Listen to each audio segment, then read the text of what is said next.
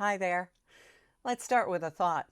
Let whatever's going to happen, happen. Don't judge it before you do it. Sure, sometimes it will be terrible, but sometimes it will be just amazing. That's where the gold is. Cloris Leachman. I want to share with you a memory that I have today of some time spent with a very special woman. Now, in a later era, she might have been one of those stars that was known just by one name, like Gwyneth or Meryl. She'd have simply been Cloris. The beautifully, brilliantly funny, multi-award nominated and winning actress Cloris Leachman left us yesterday at age 94 of natural causes in California. And I'd love to think that there was a sweet little dog curled up at her side. Now, by now, you probably will have heard or read many tributes to this actress whose exceptional talents garnered her an Oscar for The Last Picture Show and an astounding 22 Emmy nominations with 9 wins.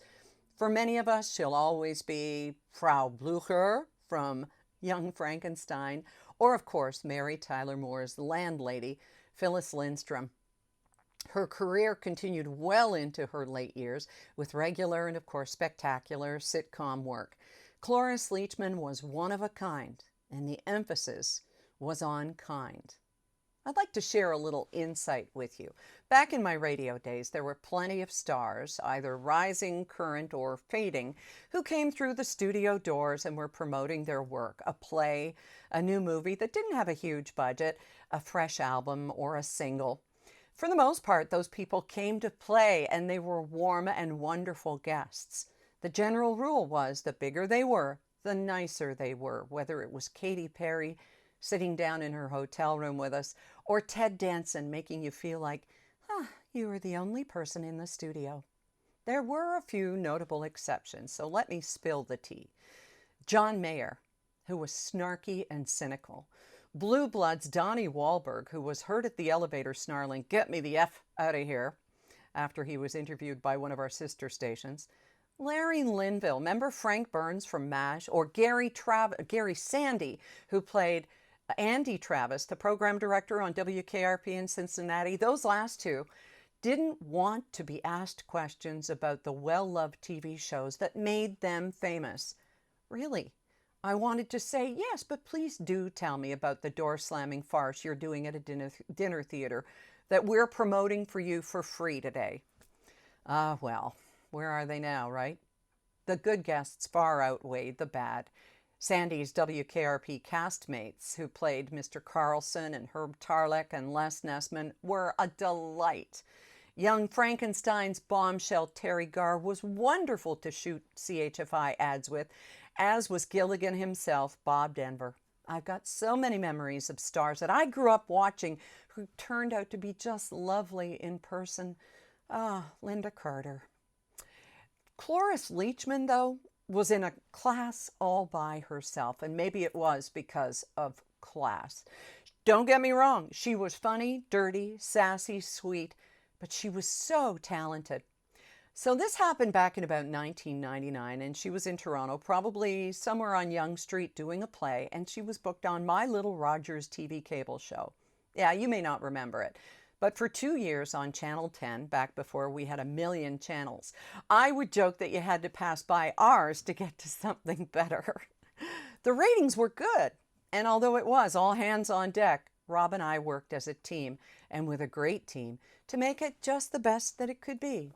We even won an award. Little Best Talk Show TV award here. Wasn't an Emmy, I know. So one night we had Cloris Leachman booked as a guest, and she came into our studios, nice as you could imagine, in the makeup chair. But when she came out of makeup, instead of coming to the chairs where we were, she made a beeline for this gorgeous baby grand piano that we had set up just for our show. Cloris sits down and starts to play the most beautiful rendition of Gershwin's Rhapsody in Blue. You know it. Yeah, that.